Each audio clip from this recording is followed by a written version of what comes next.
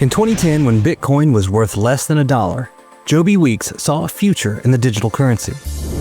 In 2015, he became a computer hardware vendor and promoted an organization called BitClub, and Joby sold the group the computers and hardware they needed to put servers all over the planet. But Joby was never a manager or owner of BitClub and had no decision-making ability in the organization. Joby traveled the world promoting BitClub and libertarian ideals. He helped buy, install, and build server farms outside the United States for BitClub.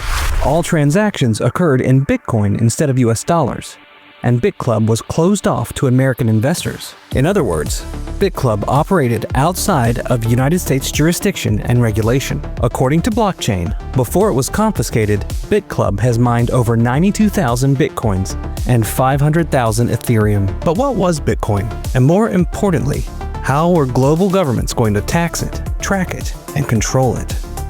The law was not clear. Bitcoin was supposedly created by an elusive figure named Satoshi Nakamoto. According to Google AI, in Japanese, Satoshi means intelligence, and Nakamoto means from central origin. Who does that remind you of? In 2019, Joby found out about an investigation into him by the Department of Treasury. With the help of contacts at the CIA, on April 19, 2019, Joby met with a Department of Treasury officer, offered information about BitClub, and explained his issues with BitClub leadership. The Treasury officer's notes indicate Joby had no control over BitClub and wanted to help the US government catch hackers and international criminals.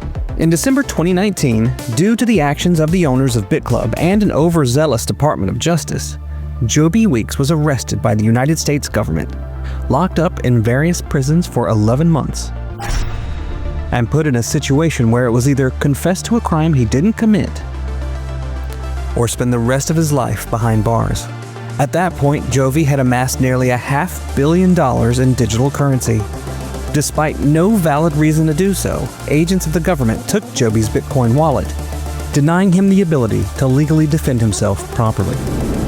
The crux of the government's indictment of Joby is strange.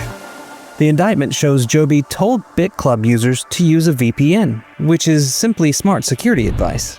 In his meeting with the Treasury officer, Joby discussed being hacked by a transsexual Filipino hacker who took over $20 million from him. Clearly, security was important. Another section shows emails and messages where he demanded more transparency from BitClub management.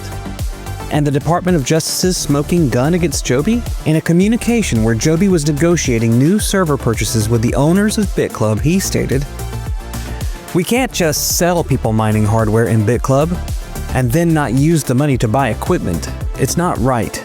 BitClub makes 20% regardless of the price."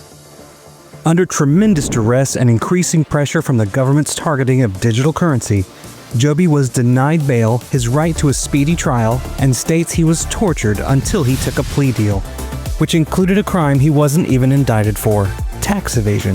Once out of prison, he was placed under house arrest. Due to the nature of his coerced plea deal, Joby fired his attorneys, filed countersuits against the government, and asked a federal judge to revoke his plea. We reached out to Amjad, the Treasury officer who met with Joby, for comment and received no response. For 5 years, Joby has been under house arrest, denied access to his lawfully obtained funds, and trapped in his own home with no access to the internet, a computer, or a cell phone.